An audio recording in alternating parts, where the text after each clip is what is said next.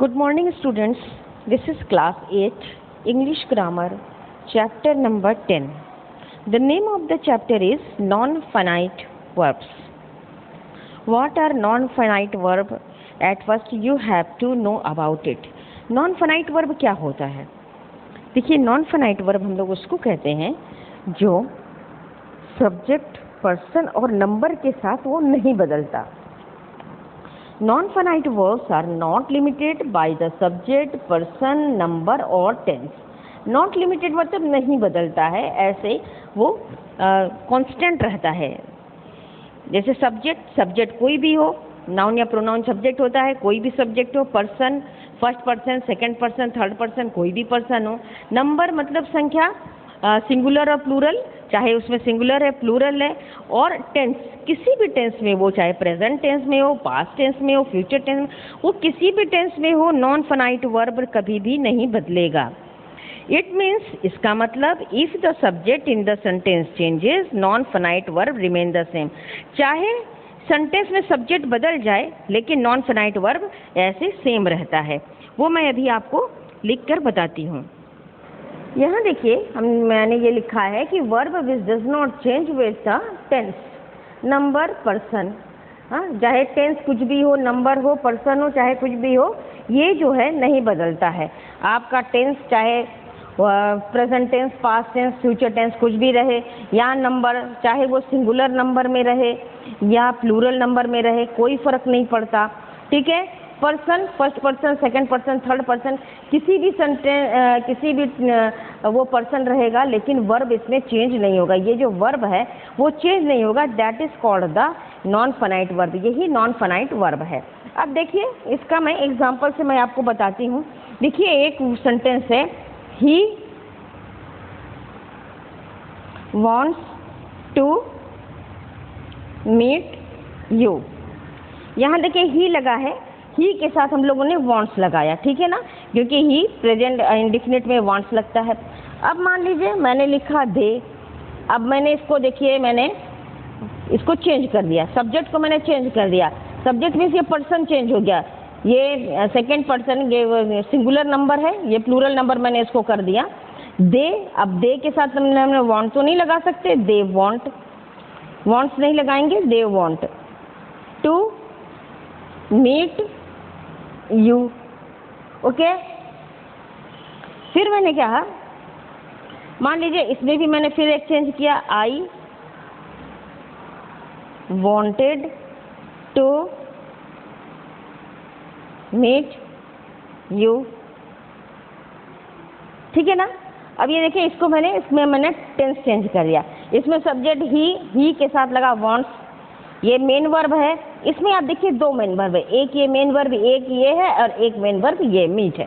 तो यहाँ पर देखिए चेंज हुआ ना, दे के साथ वॉन्ट से यहाँ पे वॉन्ट लग गया.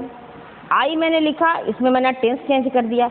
तो जहाँ पर ये वर्ब सब्जेक्ट के साथ चेंज होता है उसे हम लोग फाइनाइट वर्ब कहते हैं. ठीक है ना. इसको, ये जो है हम लोग इसको कहते हैं फाइनाइट वर्ब, क्योंकि ये चेंज हो रहा है. ये हो गया देखिए फाइनाइट वर्ब. लेकिन देखिए हम लोग एक चीज ये भी देख रहे हैं, टू मीट. ये देखिए यहाँ पे to meet, he wants to meet, they wants to meet, I wanted to meet. ये to meet, to meet, to meet, किसी भी कंडीशन में हो ये चेंज नहीं हो रहा है. तो जब ये हम लोग देखते हैं कि ये जब हमारा चेंज नहीं होता है तो हम लोग इसको कहते हैं नॉन फाइनाइट वर्ब. ये हमारा नॉन फाइनाइट वर्ब कहलाता है, जहाँ पे ये देखिए हमारा कुछ भी चेंज नहीं होता है. This is called the non finite verb, irrespective of the tense, number और person.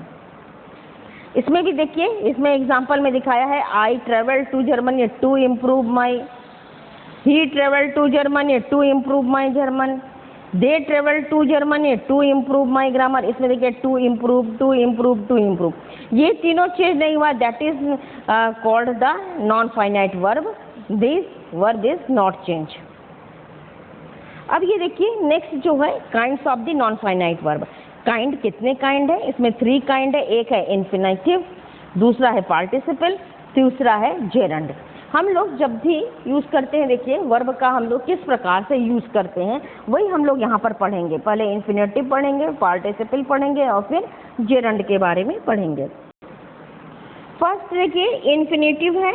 N infinitive is a non finite verb form. This means that it is not restricted by the person, number और tense. There are two type of the infinitives. अब ये देखिए मैंने infinitive आपको जो non finite verb बताया था, तो इन्फिनेटिव ये नॉन फाइनाइट वर्ब है। इसका मतलब ये होता है कि ये नॉन फाइनाइट वर्ब इन्फिनेटिव जो है, चाहे कोई भी पर्सन हो, चाहे कोई सिंगुलर हो या प्लूरल हो या किसी भी सेंटेंस में हो, ये नहीं बदलते हैं। ये भी दो प्रकार के होते हैं। देखिए इन्फिनेटिव दो प्रकार के होते हैं। एक होता है देखिए टू इन्फिनेटिव। टू इन्फिनेटिव का मतलब टू के साथ वर्ब का मेन वर्ब लिखा जाएगा, जैसे to go, to play, to sleep, to eat, to laugh. ये होता है इन्फिनेटिव। टू के साथ हम लोग वर्ब लगाते हैं। जैसे देखिए the child tried to catch the ball, we must plan to start the early tomorrow. देखिए यहाँ पे टू कैच, टू स्टार्ट, ये इन्फिनेटिव है, ठीक है ना। अब कुछ होता है देखिए बेयर इन्फिनेटिव होता है। बेयर इन्फिनेटिव बनता बेस फॉर्म, जैसे वो उसमें टू की आवश्यकता नहीं होती है, वो बिना टू लगाए ही वो सेंटेंस में यूज होता है। विदाउट टू बोलते हैं उसको। बेयर इन्फिनेटिव को हम लोग बोलते हैं विदाउट टू, टू के बिना हम लोग उसे यूज करते हैं। देखिए कैसे इसको यूज करेंगे। I can catch a rat, देखिए यहाँ पे कैच लिखा है ना, हमने यहाँ पे टू नहीं लगाया। We will swim across the river tonight. देखिए स्विम का प्रयोग हम लोगों ने ऐसे ही किया और ये है bare infinitive. To infinitive, the to infinitive functions like है। जो टू इन्फिनेटिव है वो नाउन की तरह और एडजेक्टिव की तरह या एडवर्ब की तरह काम करता है। तीन उसका फंक्शन है टू इन्फिनेटिव का। जैसे कि देखिए आई लाइक टू प्ले, यहाँ पे लाइक जो है नाउन, टू प्ले है। क्या खेलना पसंद करते हैं, ये क्या पसंद करते हैं, खेलना, ठीक है ना। उस तरह खेलना पसंद करते हैं। तो यहाँ पे टू प्ले क्या है, ये ऑब्जेक्ट की तरह, वर्ब का ऑब्जेक्ट है, ठीक है। पहले भी बताया गया है कि जब हम लोग वर्ब का ऑब्जेक्ट कैसे ढूंढते हैं, जब हम लोग क्वेश्चन पूछते हैं क्या, व्हाट या हुम में आंसर आता है और वो आंसर मिल जाएगा ऑब्जेक्ट है, तो वो नाउन की तरह वो यूज हो रहा है object. I like to play, what I like, मुझे क्या पसंद है, आंसर आ गया to play, that means it is the object of the verb. दूसरा देखिए वी ईट टू लिव, हम लोग खाते हैं जीने के लिए, ठीक है ना। तो यहाँ पर टू लिव किस लिए खाते हैं, ईट। ये जो एडवर्ब है टू लिव को ये क्वालिफाई कर रहा है। नेक्स्ट है the to infinitive does work like a noun. ये देखिए सेंटेंस में नाउन की तरह यूज होता है। लाइक और noun, it can be subject of the verb. जब भी सब्जेक्ट किसी भी सेंटेंस में सब्जेक्ट की तरह काम करता है नाउन, उसे नाउन ऑफ द सब्जेक्ट कहते हैं। अब यहाँ पर देखिए सेंटेंसेस है to laugh would have been unwise, to live was not an option, to exercise daily is a healthy habit. तो इन द सेंटेंस अब इन्फिनेटिव देखिए to laugh, to live, to laugh, to live, to exercise है, ये all the subject of the verb है। देखिए ये verb के subject के रूप में काम कर रहे हैं, पहले आए हैं सब्जेक्ट के रूप में ये काम कर रहे हैं, ठीक है ना। तो ये जो है एंड, वाज एंड इज, यहाँ पे देखिए वुड है, यहाँ वॉज है, यहाँ पे इज है, तो इसके वर्ब के सब्जेक्ट के रूप में ये काम करते हैं। लाइक अ नाउन, तो इन्फिनेटिव कैन बी ऑब्जेक्ट, ये ऑब्जेक्ट के रूप में भी ट्रांजिटिव वर्ब में हम लोगों ने ट्रांजिटिव वर्ब पढ़ा है जिसमें ऑब्जेक्ट की आवश्यकता होती है तो वर्ब को, इसे हम लोग ट्रांजिटिव वर्ब कहते हैं, तो उसमें टू की भी जरूरत होगी। अभी ये देखिए हम लोगों ने जो नॉन फाइनाइट वर्ब पढ़ रहे थे उसका काइंड क्या है। पहला काइंड इन्फिनेटिव है, दूसरा जेरंड है, तीसरा पार्टिसिपल है। अभी मैंने इन्फिनेटिव आपको पढ़ा दिया, आपको बता दिया इन्फिनेटिव जिसमें टू के साथ वर्ब लगता है। इन्फिनेटिव पे मैंने क्या लगाया, टू बी वर्ब लगता है, टू के साथ वर्ब का फर्स्ट फॉर्म जो लगता है उसे हम लोग इन्फिनेटिव कहते हैं। ये अभी पढ़ाया मैंने। अब नेक्स्ट क्या है देखिए वर्ब है। देखिए आपने अब देखो हम लोग पढ़ना है, हमें जेरंड और पार्टिसिपल पढ़ना है। तो जेरंड और पार्टिसिपल को देखिए मैं समझाती हूँ आपको। वर्ब में आईएनजी लगता है। जैसे देखिए मान लीजिए मैंने लिखा वॉक, ये वर्ब है, इसमें हमने आईएनजी जोड़ दिया वॉकिंग, ठीक है ना, ये मैंने जोड़ दिया वॉकिंग, ठीक। अब ये वॉकिंग जो है ये वर्ब का आईएनजी है, इसको हम लोग किस रूप में यूज करते हैं, एक जेरंड के रूप में यूज करते हैं और एक प्रेजेंट पार्टिसिपल के रूप में यूज करते हैं, जो हमारा इन्फिनेटिव का ये नॉन फाइनाइट का ये दोनों काइंड है। अच्छा, अब देखिए जेरंड के रूप में हम लोग कब याद करते हैं, जेरंड के रूप में हम लोग इसे कब यूज करते हैं, जब वर्ब में आईएनजी लगी रहा है, ये जब नाउन की तरह सेंटेंस में जब ये नाउन की तरह काम करता है तो हम लोग उसे जेरंड के रूप में यूज करेंगे। जैसे मान लीजिए यहाँ पे एक सेंटेंस मैंने लिखा, रघु लाइक्स सिंगिंग, ये एक सेंटेंस आया, रघु लाइक्स सिंगिंग। अब इसमें क्या होता है कि लाइक्स पसंद करता है, रघु क्या पसंद करता है, सिंगिंग। अब इसमें जो हम लोग जेरंड पूछते हैं, जेरंड में आपको क्वेश्चन पूछेंगे व्हाट या हुम, व्हाट या हुम का अगर हमें आंसर मिलता है, ध्यान से सुनिएगा, जब भी हम लोग वर्ब का प्रयोग करते हैं, वर्ब में हम लोग व्हाट या हुम का आंसर जब हमें मिलता है तो हमको मिल जाता है ऑब्जेक्ट। हमें क्या मिल जाता है यहाँ पर, ऑब्जेक्ट मिल जाता है। तो ऑब्जेक्ट है, ऑब्जेक्ट किसके रूप में काम कर रहा है, Raghu like singing, what Raghu like, Raghu क्या लाइक करता है, तो Raghu like singing, Raghu singing use करता है। देखिए क्या का हमको आंसर मिल गया, दैट इज द ऑब्जेक्ट भी है और ये जेरंड के रूप में काम कर रहा है। ये किसके रूप में काम कर रहा है, जेरंड। ध्यान रखिएगा जब भी, और ये नाउन ऑब्जेक्ट, ऑब्जेक्ट जो है ये नाउन के भी रूप में काम करता है। अभी आप ये समझ लीजिए कि जब हम लोग जेरंड को ढूंढेंगे, हमने कहा कि जेरंड कैसे ढूंढे, आईएनजी, एडजेक्टिव में भी तो जब पार्टिसिपल होगा इसमें भी आईएनजी लगेगा, जेरंड है इसमें भी आईएनजी, तो ये हमें पता कैसे चलेगा कि ये जेरंड है कि पार्टिसिपल है, हमें पता तब चलेगा जब आप वर्ब को पकड़ लेंगे। वर्ब को मैंने ढूंढ लिया, वर्ब को ढूंढ से पूछा कि ये क्या है, रघु क्या लाइक करता है, तो आंसर आ गया कि वो सिंगिंग लाइक करता है। दैट मीन्स जब इन दोनों में से किसी का आंसर आ गया, that means it is gerund, ये जेरंड कहलाता है। नेक्स्ट देखिए, अब हम लोग देखिए पास्ट प्रेजेंट पार्टिसिपल ये को हम लोग ढूंढते हैं, ठीक है। अब ये देखिए एक सेंटेंस ये है, a hunter shot running deer, ठीक है ना, a hunter shot running deer, तो हंटर ने किसको मारा है, रनिंग डियर को मारा। यहाँ पर है हंटर, ये तो हो गया सब्जेक्ट आपका, ये सब्जेक्ट हो गया, शॉट ये क्या हो गया, सब लोग जानते हैं इसको, ये वर्ब है, ठीक है। शॉट किसको मारा उसने, ये ऑब्जेक्ट हमारे पास आ गया, किसको मारा, डियर को मारा, ठीक है ना, किसको मारा, इसे डियर को मारा, हमें आंसर मिल गया। लेकिन वो जो डियर था वो कैसा डियर था, वो रनिंग डियर था, दौड़ता हुआ हिरन था। तो दौड़ता हुआ, यहाँ पे जो दौड़ता हुआ हिरन था, यानी कि वहाँ पे कई हिरन खड़े थे लेकिन हंटर ने दौड़ते हुए हिरन को मारा। इसका मन ये हिरन है, ये नाउन है, हिरन की विशेषता बता रहा है, हिरन विशेषता बता रहा है, दैट मीन्स ये हो गया एडजेक्टिव, इसका मतलब ये एडजेक्टिव हो गया। जो अभी आप लोग पढ़ रहे हैं कि एडजेक्टिव का हम लोग प्रेजेंट पार्टिसिपल, ये जो रनिंग है ये रनिंग ही प्रेजेंट पार्टिसिपल है, जो एडजेक्टिव है वही प्रेजेंट पार्टिसिपल कहलाता है, राइट। तो हम लोगों को ये समझ में आ गया कि जेरंड कौन सा होगा और प्रेजेंट पार्टिसिपल कौन सा होगा। प्रेजेंट पार्टिसिपल एडजेक्टिव होता है जो नाउन की विशेषता को बताता है, तो यहाँ पर डियर की विशेषता बता रहा है कि वो डियर कैसा है, वो रनिंग डियर है, तो ये यहाँ पे एडजेक्टिव हो गया। जहाँ पे हम लोगों को ये एडजेक्टिव मिला उसी समय हमको समझ में आ जाता है कि ये प्रेजेंट पार्टिसिपल है। इस तरह से हम लोग इन्फिनेटिव, जेरंड और प्रेजेंट पार्टिसिपल को ढूंढ के आराम से निकाल सकते हैं सेंटेंस में, हमें कोई परेशानी उसमें नहीं होगी। अब हम लोग यहाँ पे आ रहे हैं, देखिए सेंटेंस में, look at the example. Example देखिए, I do not like to play, object of the verb like. अब डू नॉट लाइक हमें पसंद नहीं है, क्या पसंद नहीं है, खेलना। टू पे, पे करना पसंद नहीं है, ठीक है ना।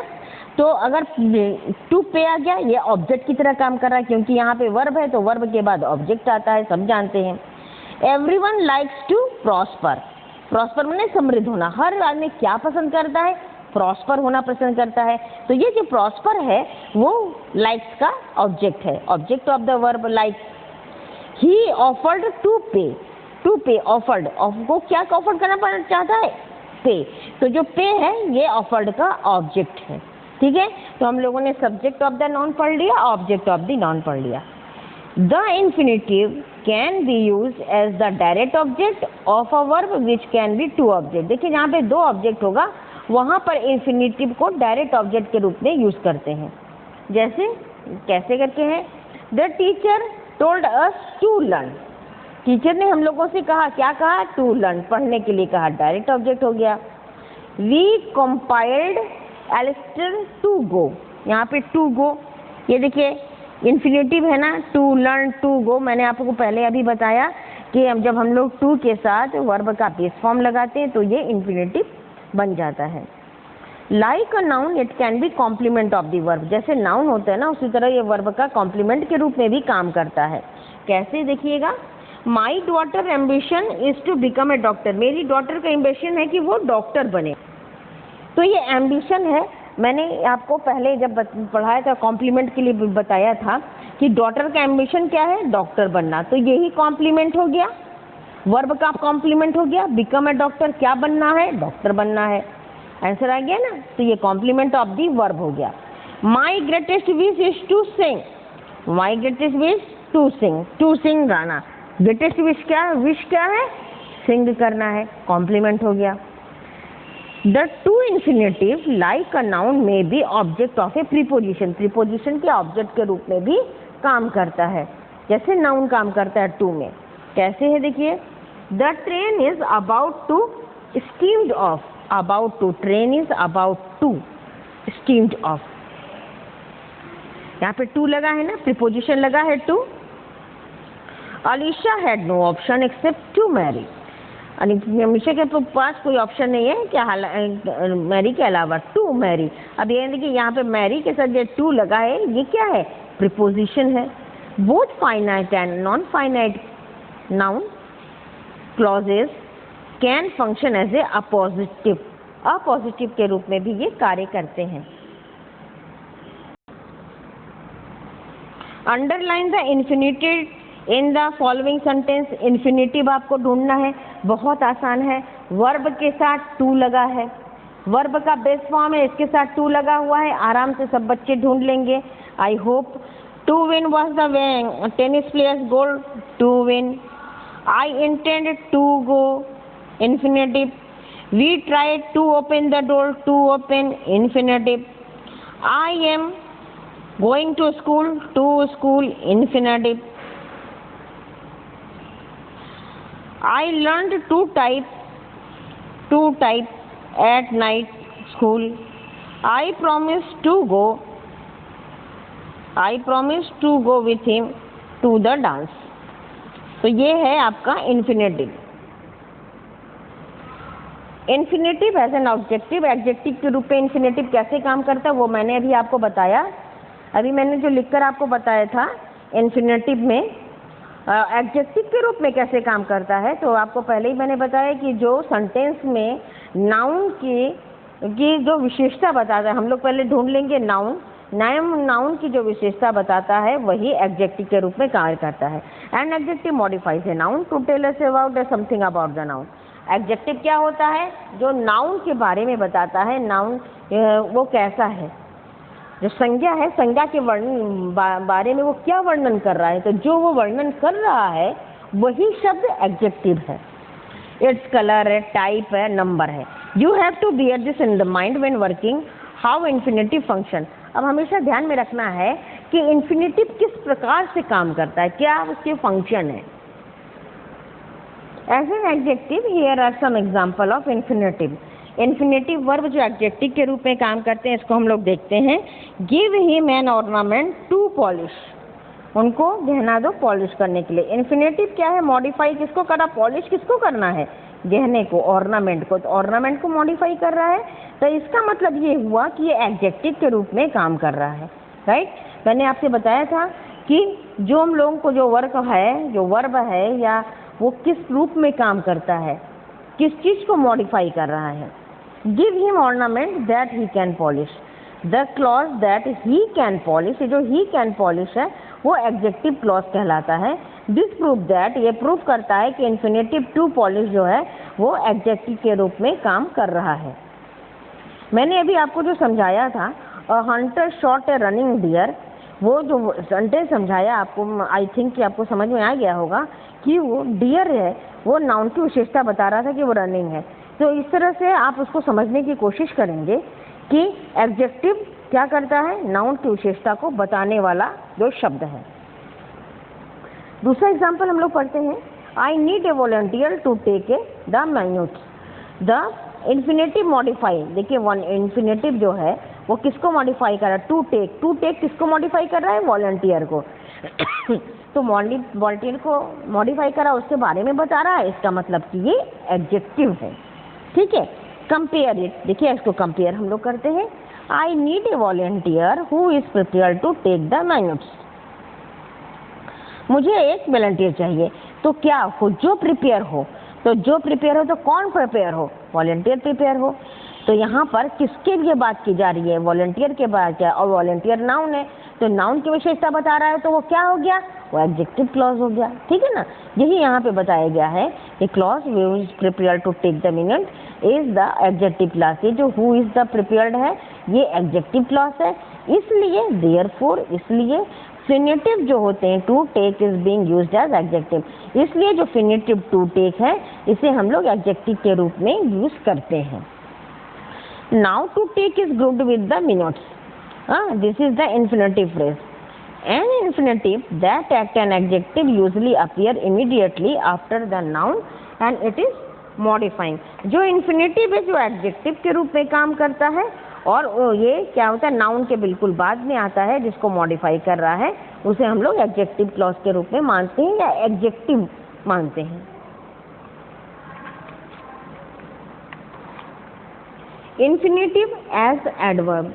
An adverb usually modifies a verb to tell us when, where, how and in what manner or to what extent an action is being performed. अब देखिए इन्फिनेटिव का हम लोग अभी तक हम लोगों ने यूज पढ़ा एडजेक्टिव के रूप में। एडजेक्टिव के रूप में देखिए हम लोग जब भी इसको पढ़े हम लोगों ने समझ लिया, एडजेक्टिव तभी होगा जब ये नाउन के तुरंत बाद आता है।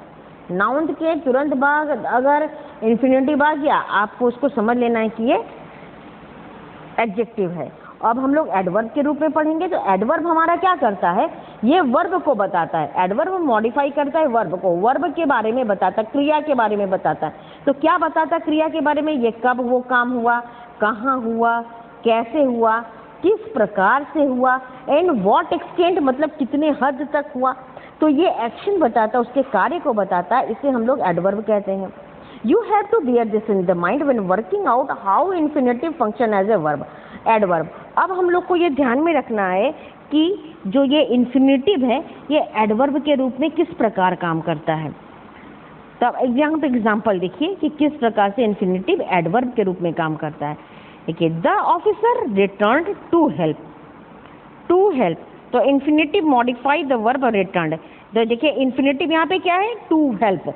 टू हेल्प यहाँ पर इन्फिनेटिव है, राइट, और ये किसको मॉडिफाई कर रहा है, एक वर्ब को, रिटर्न्ड वर्ब को मॉडिफाई कर रहा है। इसका मतलब क्या हुआ कि अगर ये इन्फिनेटिव वर्ब को मॉडिफाई कर रहा है, that means it is functioning as a वो adverb.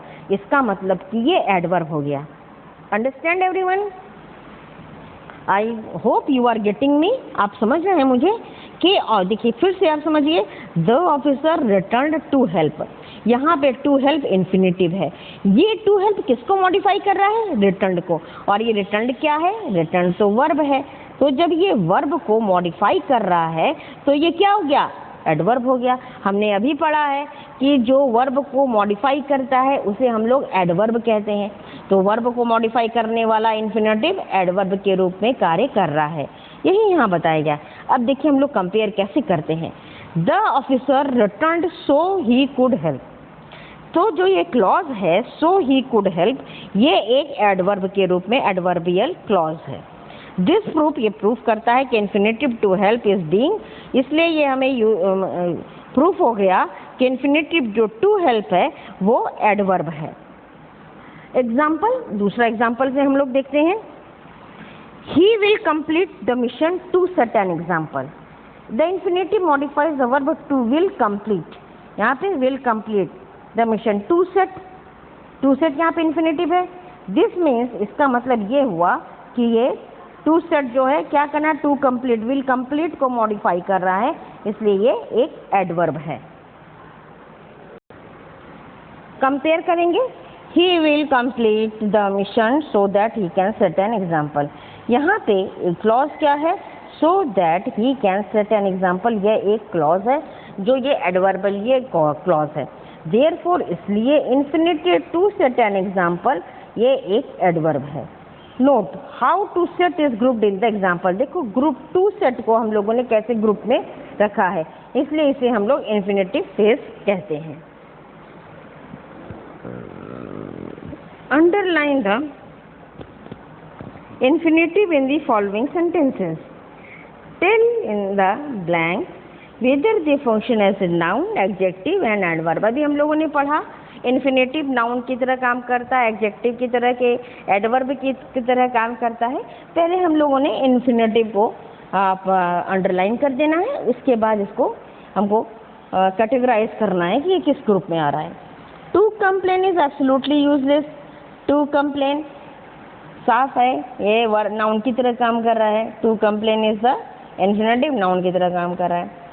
I have a bone to pick with you. To pick infinitive है और ये नाउन की तरह, एडजेक्टिव की तरह काम कर रहा है।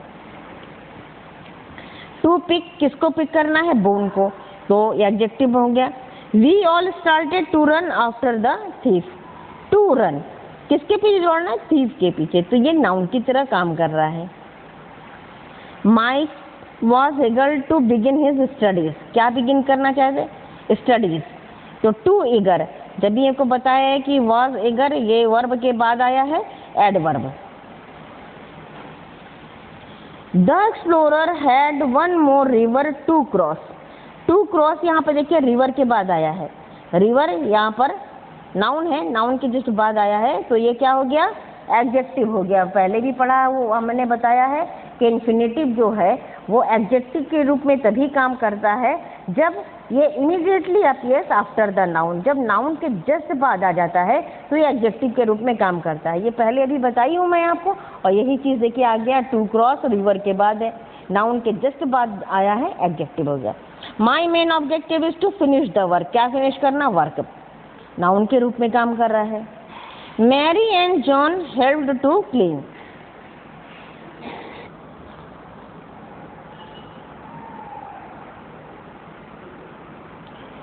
Mary and John helped to clean.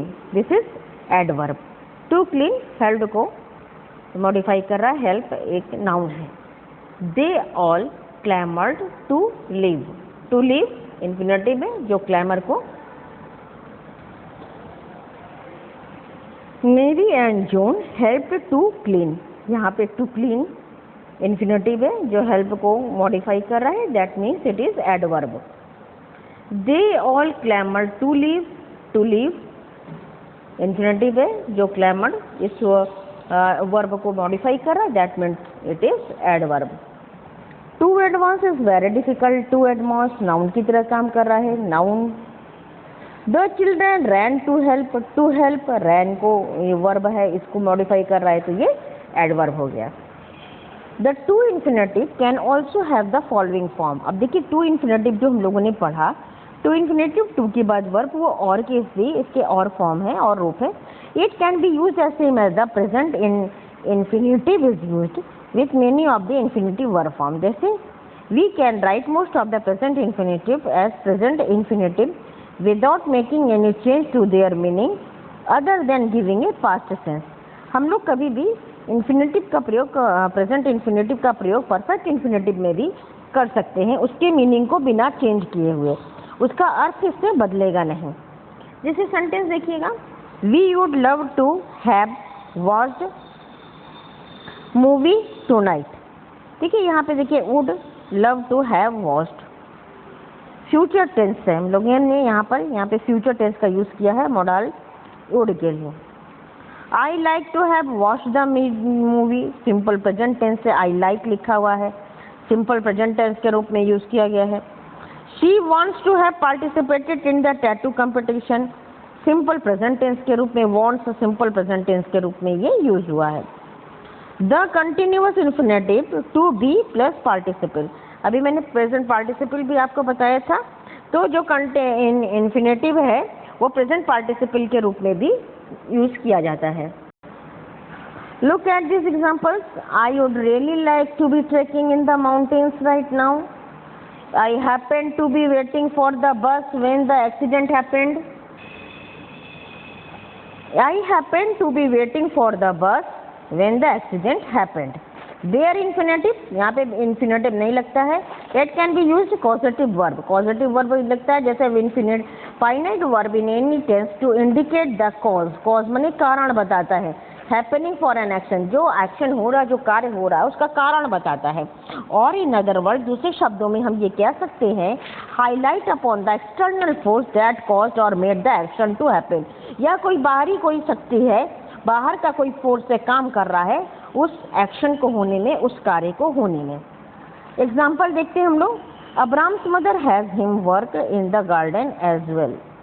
Here has जो है, यहाँ पे हैज जो है ये कॉजेटिव वर्ब है which is making the action, जो वर्क को, एक्शन को, वर्किंग इन द गार्डन को काम करा, एक्शन को काम कर रहा है, हैपन हो रहा है। Work is the bare infinitive, यहाँ पे वर्क जो है वो बेयर इन्फिनेटिव है। बेयर इन्फिनेटिव का मतलब मैंने बताया था विदाउट टू, टू के बिना जो इन्फिनेटिव कार्य करता है उसे हम लोग बेयर इन्फिनेटिव कहते हैं। देखिए यहाँ पे टू की आवश्यकता नहीं लगी है। I get a driver clean the car, मुझे एक ड्राइवर चाहिए कार क्लीन करने के लिए, यहाँ पे जो गेट है ये पॉजिटिव है, पॉजिटिव वर्ब है, which is making action to cleaning the car, जो एक्शन किसका करना है, क्लीन द कार करना है, हैपेंड ये कार्य होना है। Clean is a bare, clean जो है वो बेयर, टू क्लियर नहीं लिखा है। I get a driver to clear the car नहीं लिखा, यहाँ पे बिना क्लीन द कार लिख दिया है, तो यहाँ हमको समझ लेना ये बेयर इन्फिनेटिव है जहाँ टू की आवश्यकता नहीं हुई है और ये इन्फिनेटिव की तरह काम कर रहा है। Next, teacher made us to do the homework, here made जो है ये मेड जो है ये कॉजेटिव वर्ब है which is making the action doing, अब वो एक्शन कौन सा हम लोग को करवा रहा है, डू द होमवर्क, काम करवा रहा है, ये एक्शन है। हैपन, ये काम ही होमवर्क करवाना है। डू इज वेयर, यहाँ पे जो डू है वो बेयर इन्फिनेटिव है, टू डू नहीं लिखा यहाँ पर, सिर्फ डू लिख दिया है, ये बेयर इन्फिनेटिव है जो बिना टू के यूज हो रहा है।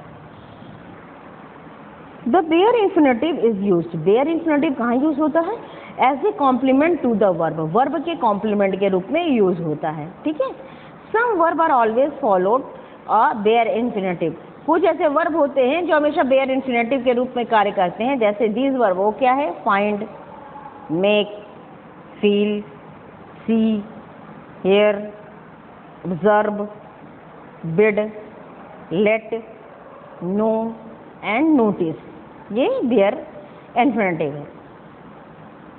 Look at this example, example को देखो, my brother heard her cry, you made me laugh, यहाँ पे देखिए टू लाफ या टू हर्ट ये सब कुछ नहीं लिखा। I know you very well, she let him pet the dog, hence these verbs are use in passive voice, ये पैसिव वॉइस में ये वर्ब यूज किया गया है। They take the full infinitive, इसलिए इसे फुल इन्फिनेटिव में हम लोग यूज करते हैं।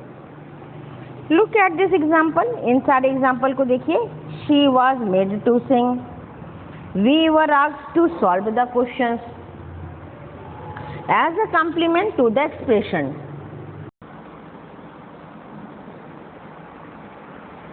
Some expression in English are always followed by the bare infinitive. कुछ इंग्लिश में कुछ ऐसे एक्सप्रेशंस होते हैं जो बेयर इन्फिनेटिव के साथ फॉलो होते हैं।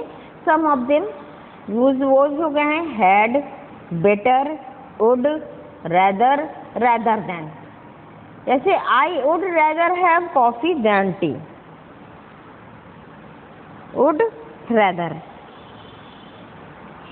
आई हैड बेटर आस्क हिम, इसके बाद देखिए ये जो है बेटर, हैड बेटर, अभी हम लोगों ने पढ़ा ना, हैड बेटर के बाद इन्फिनेटिव लग रहा है। I would sooner resign than flatter my boss. अब दूसरा देखिएगा, after the words why and why not, why और वाई नॉट लगता है। Look at this example, why late, why not take dinner. In both the sentences above it would be incorrect to say, ये जो है ये गलत है कहना ऐसा। Why to late, why not to take dinner. With the expression, expression के साथ बट, एक्सेप्ट या हेल्प लगता है। Look at the example, example को देखिए, he held me to carry, he held me carry the luggage, यहाँ पे to carry नहीं है। Sam did nothing but play, to नहीं लगा है देखिए इसमें। I can learn everything except the social studies. After models, देखिए मॉडल के बाद है you can play now, we should go home, they must study harder, कोई टू की आवश्यकता नहीं है मॉडल के बाद। देखिए यहाँ पर can, should, must, they are used as models. Fill in the blanks with the correct form of the infinitive, with और विदाउट टू, विथ भी लगा सकते हैं और विदाउट टू भी लगा सकते हैं, इसके साथ हमें इसको फिल करना है। He made do it all over again even though he told me I could sing quite well. He will be able to swim very soon once the weather gets warmer. I used to live in a caravan but now I live in a teepee. You ought to go today because it may rain tomorrow. You needn't say anything, just nod your head and we will understand. I want to see the house where our president was born. He made her repeat the message, may I use your phone? You needn't ask for permission. You can use it whenever you like. You might like to know that this test is almost over. This is the final question. Did you like to take this test? Next, rewrite the following sentences using the infinitive instead of the italicized words. जैसे देखिए, I like a walk along the seashore. I like to walk along a seashore. जो italics word है, italicised word है, उसको हटाकर हम लोगों को उसको रिमूव करना है। उसकी जगह पे हम लोग को लिखना है टू और infinitive. The shipwrecked sailors were overjoyed at the sight of the land. The shipwrecked sailors were overjoyed to see the land. यहाँ पे देखिए एट द साइट ऑफ जो है वो इटैलिसाइज्ड है। ओके, तो हम लोगों ने इसको रिमूव करके to see the land, at the site देखना, दृश्य देखा। Truthfulness is sometimes more difficult than the winning of battle. Truthfulness, to tell the truth is sometime more difficult than to win a battle. यहाँ पे winning भी जो है वो भी इटैलिसाइज्ड है, इसको हम लोगों को हटा के टू विन कर देना है। I was glad at the sound of his voice. I was glad to hear his voice. I should be sorry if I heard that you couldn't do this exercise. I should be sorry if I heard, इसको हटाना है, to hear that you couldn't do this exercise.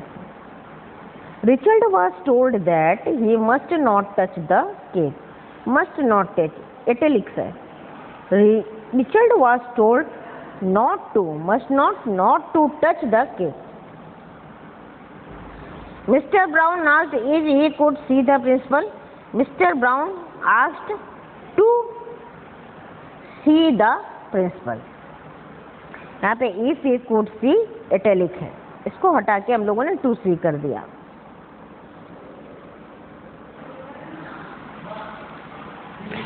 Richard was told that he must not touch the cake. Richard was told not to touch the cake.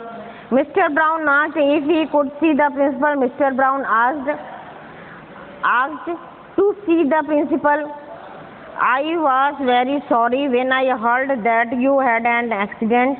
I was very sorry to hear that you had an accident. John said that he did not expect that he would succeed. John said that he did not expect to succeed. George asked if he could borrow Bill's bicycle. यहाँ पे जो है if he could borrow italic है, इसको करना है John asked to borrow the Bill's bicycle. ये मैंने इसको आपको ऐसे समझा दिया है, बट PDF में आपको इसका आंसर भी मिल जाएगा. कॉपी में लिखा हुआ है. You can get the answer from the PDF and fill in the blanks in your book with the help of the PDF and the video. Thank you, students.